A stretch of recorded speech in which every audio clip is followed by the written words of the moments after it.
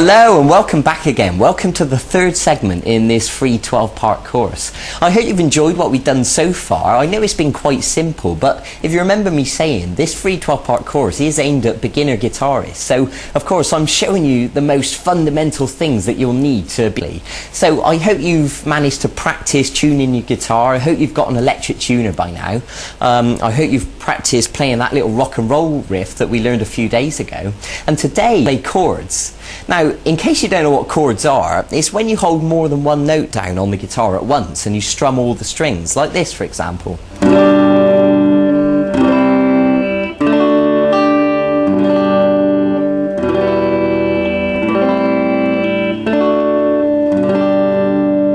So that was just a few examples of some different chords. And, of course, the more chords you know, the more flexibility you're going to have to be able to play a variety of different songs. So I think it goes without saying that it's better to learn as many chords as possible, and then you really have got the ability to play more things. And especially if you're the sort of person who enjoys singing as well as playing, then chords are going to be brilliant for you because you'll be able to strum them whilst you sing over the top and it'll sound fantastic. But I want to start today by showing you three chords to begin with. I'm going to show you an E, an A, and a D chord.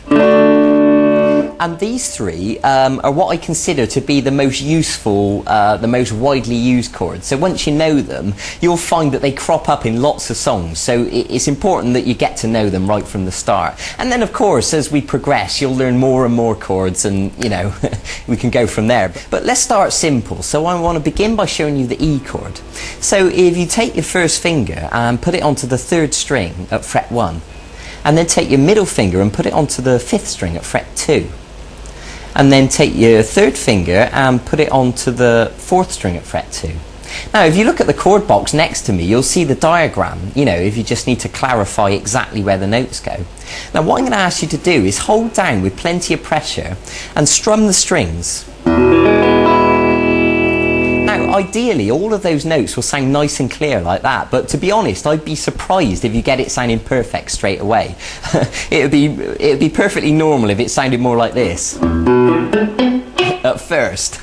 Now, let me explain some common mistakes that people make when learning chords. What you need to do is make sure you're holding down with the tip of your finger with plenty of pressure, and you need to arch these fingers up, and the reason for that is because you want plenty of space underneath the fingers. What we don't want to happen is for the back of these fingers accidentally to touch the next string and obstruct the note. So when you pluck each of the strings with the plectrum, they should sound nice and clear like that.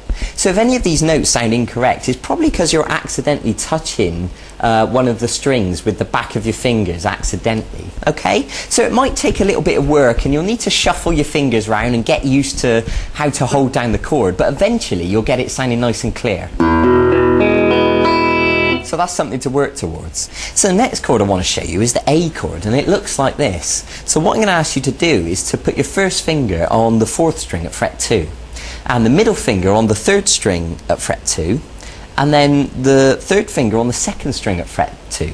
So they're all at fret 2, but unfortunately there's not quite enough room really to fit them all in. Ideally we'd like to get them right next to the fret, but in reality what happens is we end up using them at an angle like this, because that's the only way really to squash them in there. And of course everyone's hands are different, you know, if you've got skinny little fingers then you'll probably find it easier. So look at the chord chart next to me just to clarify what notes we're holding down. Now with the A chord we're just going to use 5 strings, and what I mean by that is we're not going to pluck the 6th string, we're just going to pluck the 5th string downwards like this. Okay, now of course, like I said before, it would be unusual if you got it sounding perfect straight away. You know, what usually happens, the back of this finger on an A chord accidentally touches the first string. So what I want you to do is make sure that the first string is open correctly as it should be.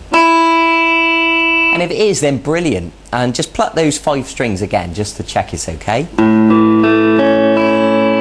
Okay, good. So now let's move on to the third chord I'm going to show you, which is the D chord. So if you put your first finger on the third string at fret 2. Now listen carefully to this, because some people get muddled up with this one. The middle finger goes onto the first string at fret 2, And then this third finger goes onto the second string at fret 3. Okay? Now the same thing applies, you know, arch these fingers up, hold down with plenty of pressure, and with the D chord we're just going to strum 4 strings. And what I mean is we're not going to pluck these 2 top strings. So 4, 3, 2, 1. Okay, so what I'd like you to do now is to stop the video and practice each one of these chords. The E chord with all the strings, the A chord with 5 strings, and the D chord with just 4 strings. And of course, with this video, you also downloaded a PDF document, and you can print that out, and it's got the diagrams there for you, so you can look at them next to you, so you don't have to keep rewinding the video. And practice them and get them sounding nice and clear.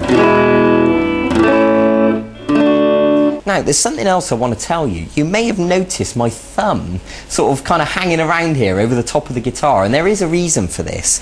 When we're strumming the A chord, for example, we don't want the 6th string to accidentally make a noise. So what I'm doing is gently touching it just a little bit with the thumb, and that's enough just to mute the note, so it stops the 6th string from accidentally making a noise. And then when you strum all the 5 strings, then you know you're only just getting the correct notes that you want. So that's the reason for that. So what you can do once you've learned these chords is put them into a bit of a sequence. For example, you could play the A chord 4 times, and then you could play the D chord, back to the A, and then the E chord, and then you can do that again.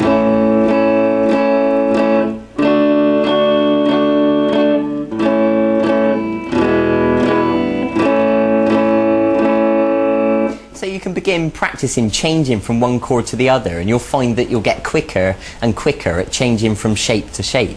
Good. So that is a brilliant place to begin with chords. So I suggest you go and practice that now. Go and get on with it.